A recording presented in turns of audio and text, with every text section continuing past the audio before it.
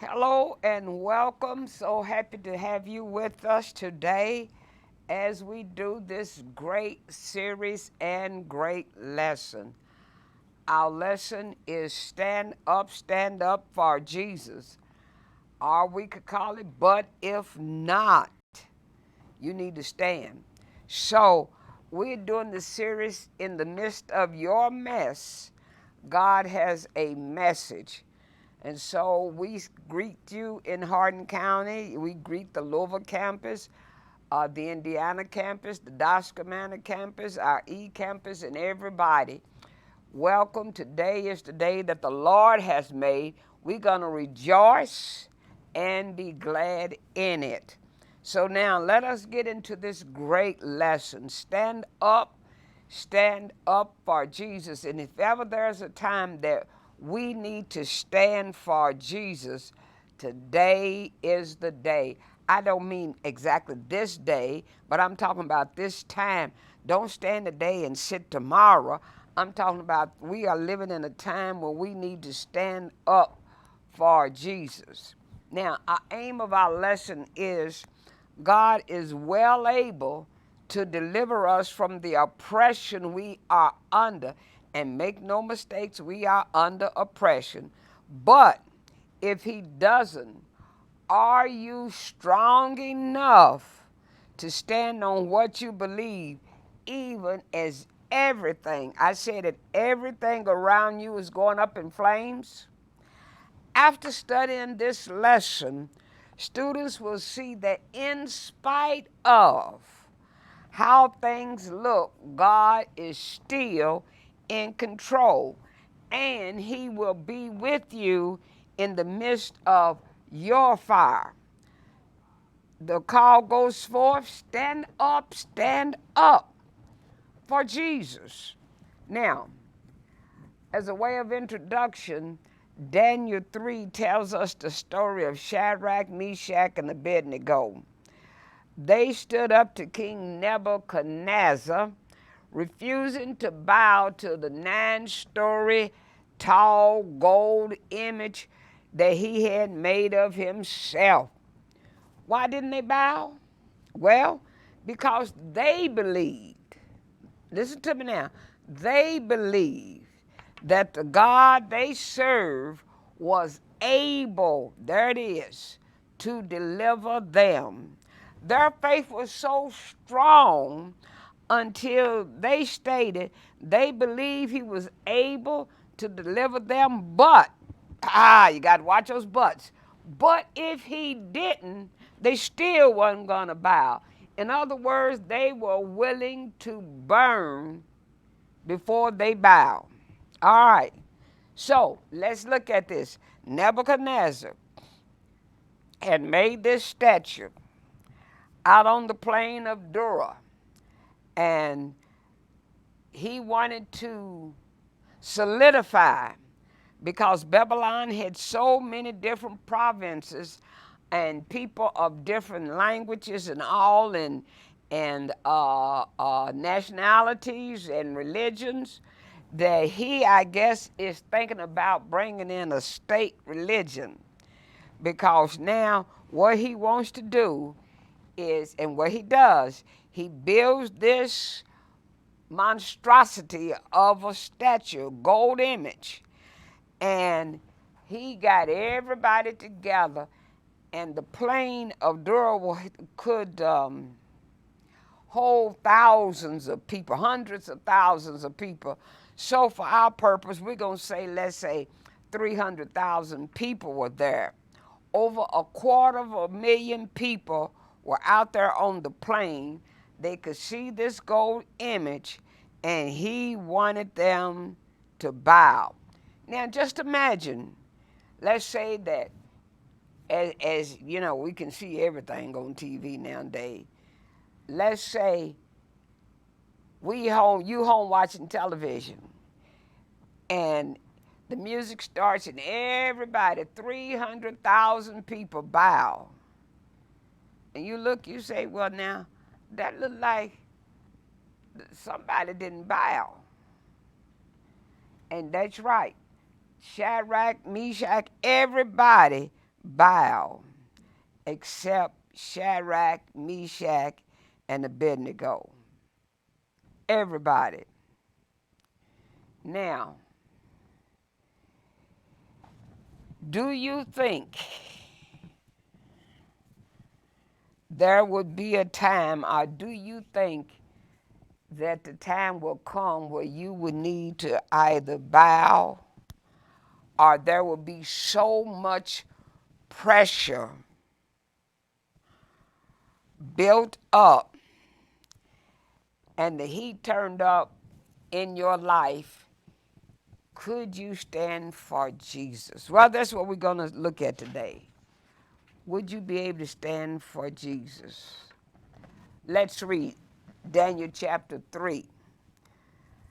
King Nebuchadnezzar made an object of gold which looked like a god. It was 15 times taller than a man and as wide as 3 long steps. He set it up on the plain of Dura in the land of Babylon. Then Nebuchadnezzar called together all the captains, leaders, rulers, wise men, money keepers, judges, and law keepers of Babylon land. He called them to come to the first showing of the object that he had set up. So all the captains, leaders, rulers, wise men, money keepers, judges, and law keepers of Babylon's lands were gathered together for the special time, setting apart this object Nebuchadnezzar had set up. And they stood in front of it. Then the man who spread news for the king said in a loud voice, "This is what you must do." Now get that. This is what you must do, he said. "O people of every nation and language, when you hear the sound of the horns and harps and all kinds of music, you are to get down on your knees and worship the object of gold that King Nebuchadnezzar has set up." Whoa. "Whoever does not get down and worship will be thrown at once into the big and hot fire." And no doubt he probably pointed over to the furnace. And if you had TV then, the camera panned over so you could see the furnace. Then all the people heard the sound of the horns and harps and all kinds of music. All the people of every nation and language got down and worshiped the object of gold that Nebuchadnezzar had set up. So when the music started, all the people bowed down to worship him. The response was total and immediate. The king had achieved the unity that he wanted. Everyone bowed. That is, everyone except Shadrach, Meshach, and Abednego. Needless to say, somebody ran and told the king that they did not bow. So let's go back and read. Nebuchadnezzar said to them, because he brought in Shadrach, Meshach, and Abednego, and Nebuchadnezzar said to them, "Is it true, Shadrach, Meshach, and Abednego, that you refuse to serve my gods or to worship the gold statue I have set up? I will give you one more chance to bow down and worship the statue I have made when you hear the sound of the musical instruments. But if you refuse, you will be thrown immediately into the blazing furnace. And then what God will be able to rescue you from my power?" Whoa, this bad man, ain't it? Shadrach, Meshach, and Abednego replied. They had to reply. O Nebuchadnezzar, we do not need to defend ourselves before you. If we are thrown into the blazing furnace, the God whom we serve, is able. I had to highlight those two words, is able to save us. And he will rescue us from your power, your majesty. But even if he doesn't, catch this, even if he doesn't, we want to make it clear to you, your majesty, that we will never serve your gods or worship the gold statue you have set up. I'm telling you, now that is some showing of I have faith in your face, Christians, believers. So point one, this lesson's a little different because I want you to think about this thing. And point one to ponder. Can you stand up for Jesus when you are outnumbered by the crowd that surrounds you and they are against Jesus? Let me ask you, can you stand? Will you stand? Or will you be so afraid? Do you know what the Bible says? Check it out, check it out. Matthew 12:30, the A part of verse 30. It says, whoever is not with me is against me. So, if you're not with Christ, then you are against Christ. Check it out. The Apostle Peter, on the night of Jesus' arrest, could not stand up for Jesus. He was in a courtyard filled with people. You remember when the girl said, oh, you one of them? People said, no, I'm not one of them. And he lied. Take the father of the Jewish nation, Abraham. You know, we love some Abraham. Abraham this, Abraham that. Abraham, when there was a drought in the land and he went to Egypt to live, he could not stand for God and tell the truth to the Egyptians, but instead told his wife Sarah to tell them, you are my sister, so that I may live. And this is after God had given him the great promise that he would be the father of a great nation. So here in the midst of 300,000 people, these young people stood up. Notice I said these young people, these young men stood up and stood strong for Jesus. Where do you see yourself? Do you see yourself more like Peter or Abraham, or more like the three young men? Now I know. You sitting at home thinking about it, and you are thinking Christianese. I would stand. Are you sure? Because I want to point out to you, we are not standing today. We've got trouble all in the land, and where are we? We are not standing. So point two to ponder. Can I remain silent when the very people, watch this, the very people who are accusing me are the very ones that I have helped? Now, if you remember, this is Daniel chapter 3. In chapter 2, if you remember, Nebuchadnezzar had a dream, called all of his wise men, if you please, and said, look, tell me the dream and then give me the interpretation. And they couldn't do it. They couldn't do it. So he said, we're going to put all of you to death. But here come Daniel, said, give me a little time. He goes to Shadrach, Meshach, and Abednego. They have an all-night prayer meeting, petitioning God to show them the dream and give the interpretation.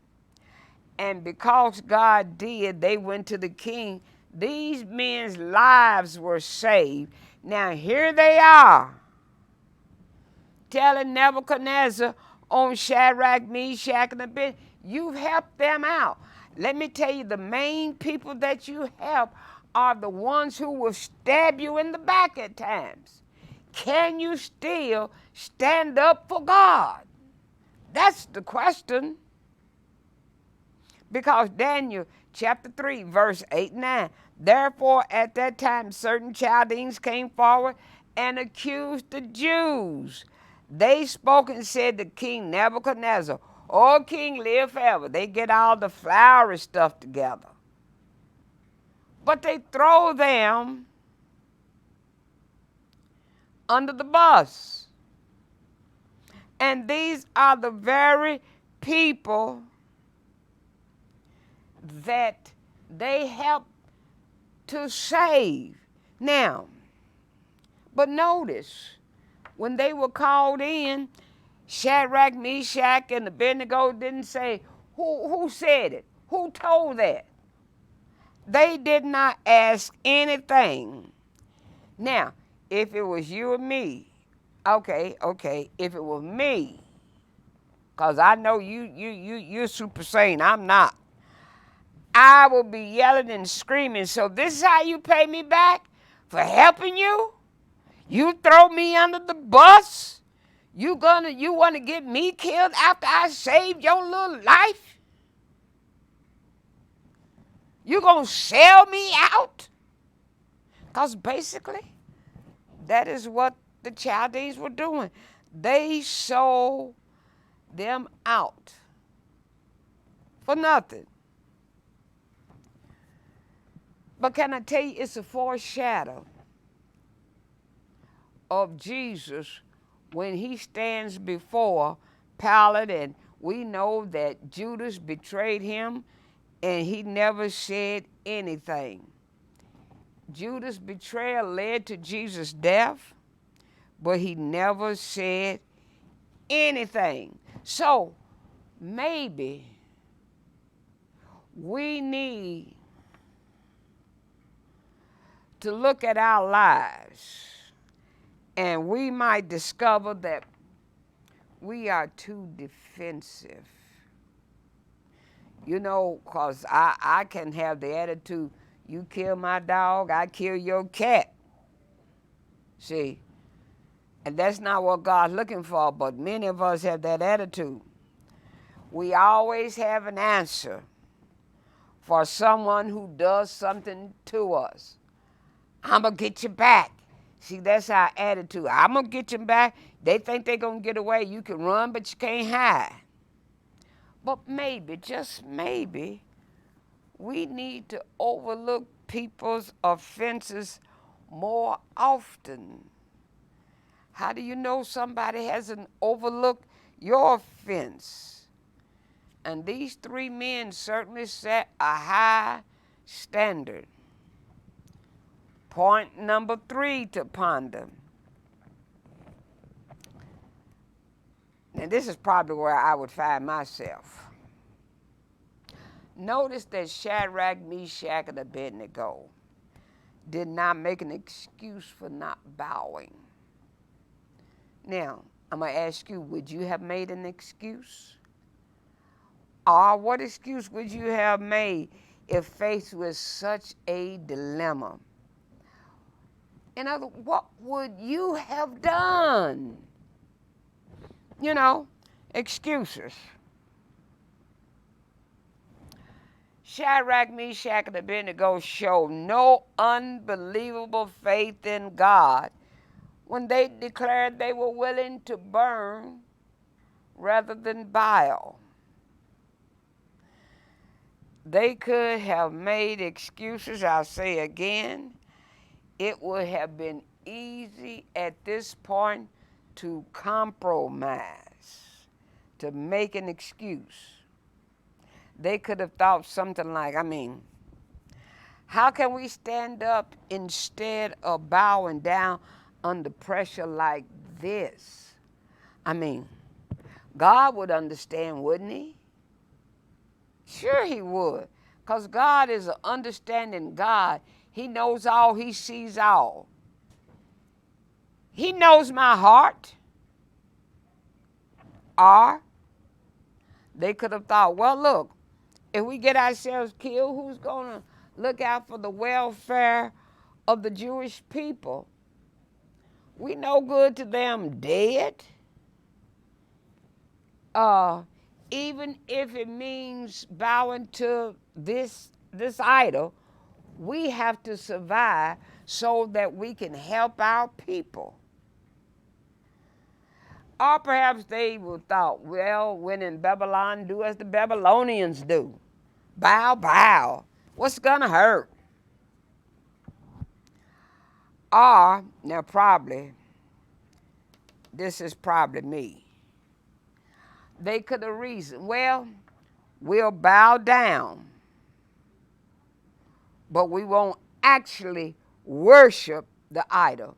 We'll make it look like we're worshiping, but we're really worshiping God in our hearts.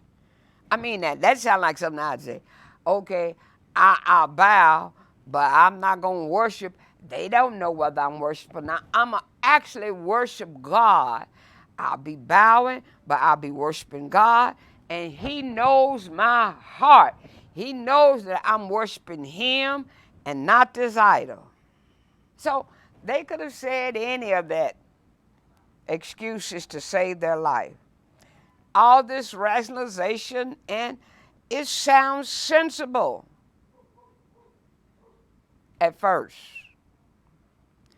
but God's word disallows them all.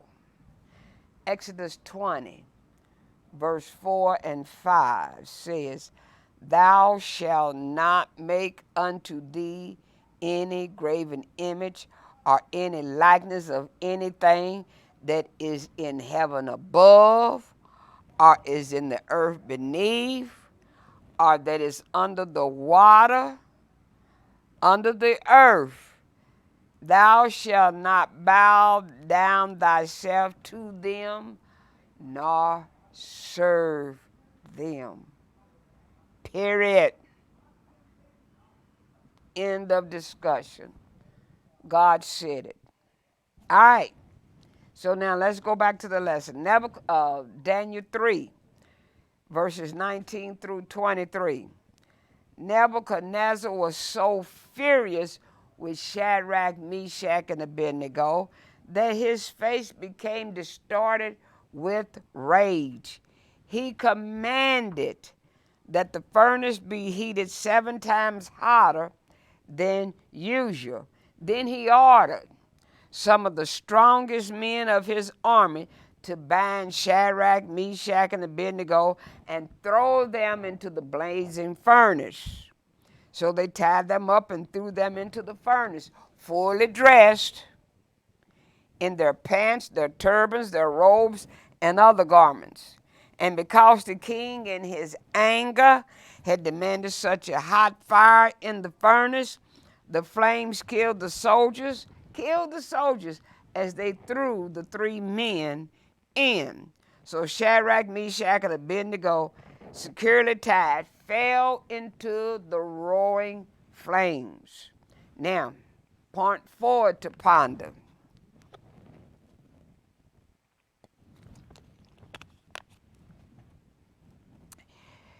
Can I say, if I stood before somebody that controls my future,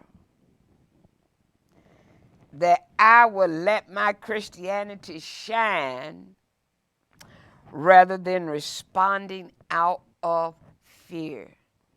Because fear is a deep emotion. Fear will cause you to do things that you didn't think that you could or would do. Now, think for a moment. Think. Be serious. Be truthful to yourself. If you are standing before King Nebuchadnezzar and the king offers you two alternatives, only two, bow down to my statue and everything will be okay. If you don't bow, you'll be thrown into the fiery furnace. Now, which would you do? Does your Christianity prevail, or does your fear of man prevail? Or do you go back to those excuses? In the case of these three men, their belief in God prevailed. Woo! So what about you? What about me? If the fear of man would weigh heavily on your shoulders, my shoulders, then we need to check our faith. We need to check our faith. Okay, point 5 to ponder. Can you say, I will do what is right, even though I have not heard directly from God, that he will keep me safe, or what I'm doing is all right? You see,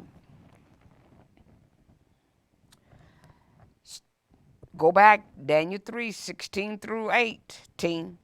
Shadrach and Meshach and Abednego replied, O Nebuchadnezzar, we do not need to defend ourselves before you. That's what they said. If we are thrown into the blazing furnace, the God whom we serve is able to serve us. He will rescue us from your power, your majesty. But even if he doesn't, we want to make it crystal clear to you, your majesty, that we will never serve your gods or worship the gold statue you have set up. Now, you remember I talked about in chapter 2 where Nebuchadnezzar had this dream. Well, and I told you that Daniel got with Shadrach, Meshach, and Abednego, and they had an all-night prayer meeting. Well, God spoke to them and delivered and said, okay, here it is. This is the dream. This is the interpretation. But Shadrach, Meshach, and Abednego have not heard a word from God. So it would have been easy if God said in a vision, don't worry, fellas, don't bow. I'll take care of you. You have nothing to fear. Well, it's easy enough. But God hadn't said a word. God hadn't said anything. You up there, God? You see what kind of trouble I am in down here? All we can say is these three men knew what they was doing was the right thing. And that God, who again, was able to rescue them. But here's what they did not know. See, listen to me, listen to me, listen to me. They knew that God was able. But what they didn't know, if he was willing. Woo! There is a difference. See, many times somebody is able, they're not willing. Okay, you take out Congress right now. They're able to do gun control. They just not willing to part from the lobbyists and the NRA money now that they able, they just not willing. And that's a great measure of our faith. Even if we believe God is able, but we don't know that God is willing. But here's the good news. He was willing. Because we go back to Daniel, we see, but suddenly, Daniel 24 through 25, suddenly Nebuchadnezzar jumped up in amazement and exclaimed to his advisors, "Didn't we tie up 3 men and throw them into the furnace?" He said, "Yes, your majesty, we certainly did," they replied. And here's what he said. "Look," Nebuchadnezzar shouted, "I see 4 men unbound, walking around in the fire unharmed, and the fourth looks like a god." If there is one thing that's crystal clear in Scripture, it is the idea that God's people bow down to God and God alone. There can be no compromise on this. So if we want to beat the heat, what's our option? I mean, and I say beat the heat because today, they're talking about, the weatherman is talking about record dangerous heat this week. And so how are we going to beat the heat? Well, we're going to beat the heat by staying inside, turning up the air. But now we're on the plains of Dura, and there is this furnace. And God says, "No, you can't bow." And that's the last word he said. And he said that, I don't know how many years ago, but he hasn't said anything lately. Now, and when I grew up, it was unwritten law that if mama didn't answer, that means yes. So he didn't say anything, should I bow? And he didn't say anything, that meant yes. Because, when I grew up, mama didn't say no, and I asked the question, and she didn't answer, that meant yes. I don't know how we interpret it that way. Don't ask me that. But I did, and you did too. But if we want to beat the heat, how are we going to fight this fire? I'm going to tell you, we'll fight the fire like they did, with faith. And I asked you this question.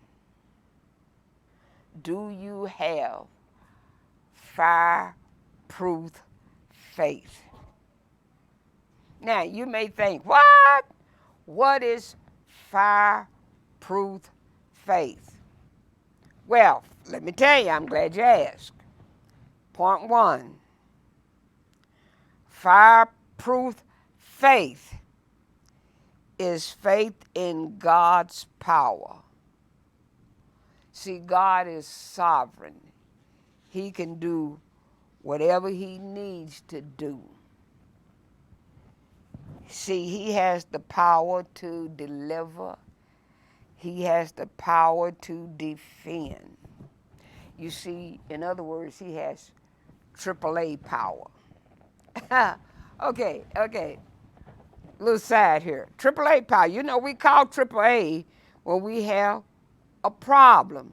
Now, see, just like today, y'all never see Sharon, but you hear me talk about it all the time. Well, guess what? She come out this morning, get in the car. She got a flat. What's she gonna do? Well, she female. We females, we not about changing no tires. Call AAA. And many of us, that's what we do. We call AAA when, we get in trouble. When we need something done. And that's what we do at times with God. We want to use him like he's AAA. He's AAA, all right. But we want to use him like he's AAA. Call when I'm in trouble, when my back's up against the wall. But if it's not up against the wall, I go sailing merrily on my way.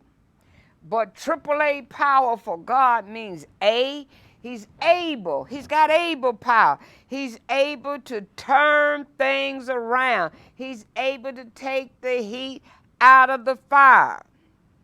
When I was coming up, I came up my first Virginia Avenue, and they had a choir named Gospel Chorus, and Sister Dorothy Johnson used to sing a song. Don't you know God is able? He's able. Able to do what? To carry you through. He'll carry you from darkness to light, from despair to delight, from anxiety to assurance, from burdens into blessings. God is able. Because he has the power. Look at Jude. Jude said, now to him who is able to keep you from stumbling. Not only can he keep you from stumbling, but he will present you blameless before the presence of his glory with great joy. So, A, he got able power. 2, he has, we call it triple A. So the second A, abundant power. His power is not lacking. There's no shortage, no scarcity. Because he did something. He helped the children of Israel cross the Red Sea thousands of years ago. Don't mean he can't help you across your Red Sea, because he fed 5,000 men, counting the children and not counting the children and the women years ago, thousands of years ago. Doesn't mean he can't feed your 5, because he still has power. And not only is it able power, abundant power, but it's absolute power. Because God said to Paul, he had this thorn in his flesh. He said, my grace is sufficient. That means my grace is enough. He got absolute power, is not insufficient. He said, my grace is sufficient. It's not incapable, because there is no failure in God. And is not incompetent. So he has AAA power. He has omnipotent power. That means God can do what he please, when he please, where he please, why he pleases, and do as he please. That's fireproof faith. We've got to have faith in God's power. Number 2, fireproof faith is having faith in God's purpose and plan for our life. Now, check it out, check it out, check it out. As in all true faith, their confidence, see, because that's what happened to us many times. We want our faith to make us blind. But their faith, their confidence was not blind to the realities of the situation. They had sense enough to know that if we get thrown into the fire, we're going to burn up. But their faith said, the God we serve is able to deliver. But if he don't, we ain't going to bow. Now, what we also need to know with this fireproof faith is the fact that God works out his purpose. His purpose. Let me say it again. His purpose in the way that he chooses, not the way we would choose.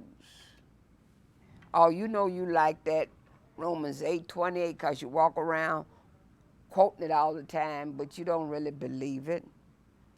And we know all things work together for good to them that love God, to them who are the called according to his purpose. His purpose. It didn't say anything about your purpose or your desire, but his purpose. And that's the way it is. And let me tell you this, when God allows problems, when he allows trials or disasters in our life, God has a plan and a purpose. He's not doing it just because he can. I mean, he can, but he doesn't work that way. God allows problems, trials, disasters, and he uses them for teaching moments. Woo! God Almighty. So in the case of Shadrach, Meshach, and Abednego, we learned that this is the lesson that they learned, and we need to learn from their lesson. Jealous people will try to hurt you. Did you hear what I said? Jealous people will try to hurt you. Immoral people will try to defile you. And selfish people will try to use you. Notice each time I said try, because God is in the fire with you. We also learn, now here's a biggie, and many of us still need to learn this one. Sometimes, didn't say all the time, sometimes our faith increases our problems rather than reducing them. Woo! I mean, you remember the very first lesson we did. The disciples were in a storm. How'd that happen? Because Jesus said, get in the boat and go to the other side. So sometimes we get in problems because we are doing as we were told to do by Christ. And so our faith increases our problems rather than reducing them. But look at here. If God is better glorified by delivering his people, listen to me. If God is better glorified by delivering his people, he will do it. If God is better glorified by not delivering his people, he will do it. Woo!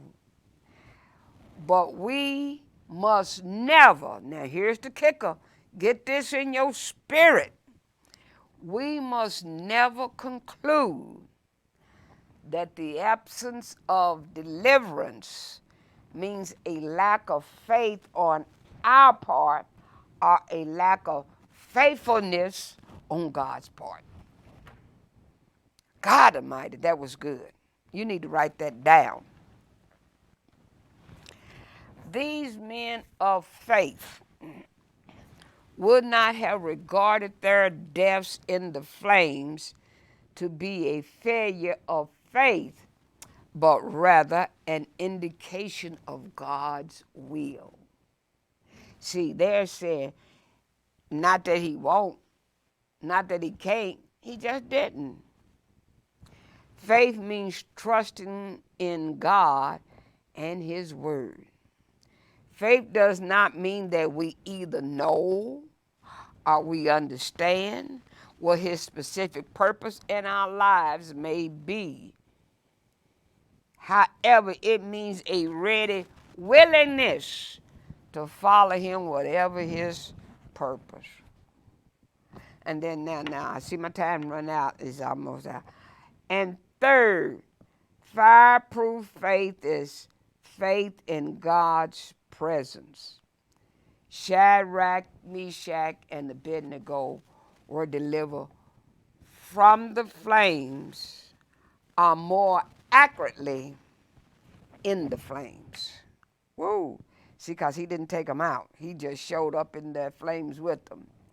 There is no suggestion here or elsewhere in Scripture that the believer will be cushioned against trouble and suffering except by the presence of God is with him. If God be with me, then he and I are more than a majority. And let me say this as we get ready to leave. You will meet the Lord in the furnace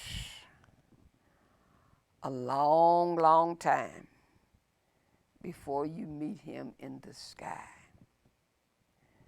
Let me say it again. You will meet the Lord. You will meet the Lord in the furnace before you meet him in the sky. So whatever our circumstances may be, God promises to be with you. Isaiah 43:2. When thou passest through the waters, I will be with thee, and through the rivers, they shall not overflow thee. When thou walkest through the fire, thou shalt not be burned, neither shall the flame kindle upon thee. Deuteronomy 31:6 says, be strong and of good courage. Fear not, nor be afraid of them. For the Lord thy God, he it is that goeth with thee. He will not fail thee, nor forsake thee. That is our lesson. I'll see you next week. We will conclude the series, and the name of our lesson for next week is, it left my mind. I got this stand up for Jesus so much in my mind until, let's see.